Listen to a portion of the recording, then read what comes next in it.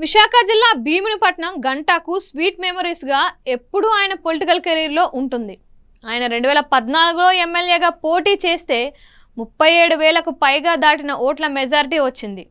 5 ఏళ్ల పాటు మంత్రిగా ఆయన పనిచేసే అవకాశం భీమిలి నుంచే వచ్చింది. దాంతో గంటాకు భీమిలి అంటే అదొక రకం సెంటిమెంట్. నిజం చెప్పాలి అంటే ఆయన 2019లోనే భీమిలి నుంచి పోటీ చేయాలి అని అనుకున్నారు. కానీ చివరి నిమిషంలో ఆయనను విశాఖ నార్త్కి మార్చారు. ఇక 2024లో కూడా ఆఖరు దాకా ఆయనకు భీమిలి టికెట్ ఫిక్స్ కానేలేదు. ఆయనను చీపురుపల్లి వెళ్ళమని పార్టీ హైకమాండ్ కోరినట్లుగా వార్తలు వచ్చాయి. కానీ గంటా మాత్రం పట్టు వదలకుండా భీమిలి నుంచే పోటీ చేస్తాను అంటూ వచ్చారు. చివరికి ఆ సీటుని సాధించారు. ఇక మంచి ముహూర్తం చూసి ఆయన ప్రచారం మొదలెట్టారు. భీమిలిలోని అన్నవరం గ్రామం నుంచి గంటా ప్రచారం స్టార్ట్ చేశారు. అన్నవరం కూడా ఆయన సెంటిమెంట్ ప్రాంతం కావడం విశేషం. మరోవైపు చూస్తే గంటా ఈసారి తన మెజారిటీ ఏపీలోనే టాప్ లేపాలని అంటున్నారు. భీమిలిలో తన గెలుపు చూసిన వారు అంతా ఇంత మెజారిటీ ఎలా అంటూ చర్చించుకోవాలని అంటున్నారు. గంటా దానికి తగినట్లుగానే అన్ని రకాల కసరత్తులు తెర వెనుక చేసుకుంటూ రంగంలోకి దిగిపోయారు.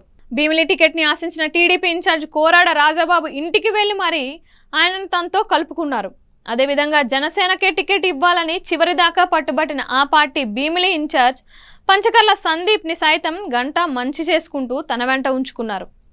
ఇలా చూసుకుంటే కనుక గంటా మీద, ఆయన భీమిలి అభ్యర్థిత్వం మీద అసంతృప్తి వ్యక్తం చేసిన వారంతా ఇప్పుడు ఆయనకే జై కొడుతున్నారు. అలా గంటా గటికుడు అనిపించుకున్నాడు.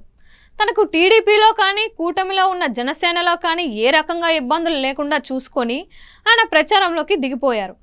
ఇంకోవైపు వైసీపీలో ఉన్న ముఖ్య నేతలను ఆయన ఆకట్టుకుంటున్నారు. ప్రతి మండలం నుంచి బలమైన నేతలను టీడీపీలోకి చేర్చేలా యాక్షన్ ప్లాన్ను రెడీ చేస్తున్నారు. ఇదిలా ఉంటే ఈసారి కనీసం 50,000కు పైచిలకు భారీ మెజారిటీతో గెలవాలని గంటా లక్ష్యంగా పెట్టుకున్నారు అని టాక్ వినిపిస్తోంది. అయితే భీమిలిలో ఆయన ప్రత్యర్థిగా మాజీ మంత్రి అవంతి శ్రీనివాసరావు ఉన్నారు. ఆయన జనంలో ఉండే నేత, పైగా అందరికీ అందుబాటులో ఉంటారని పేరు. గంటా మీద విమర్శలు ఏంటి అంటే ఆయన గెలిచాక అందుబాటులో ఉండరని. దీన్నే వైసీపీ నేతలు ప్రచారంలో పెడుతున్నారు.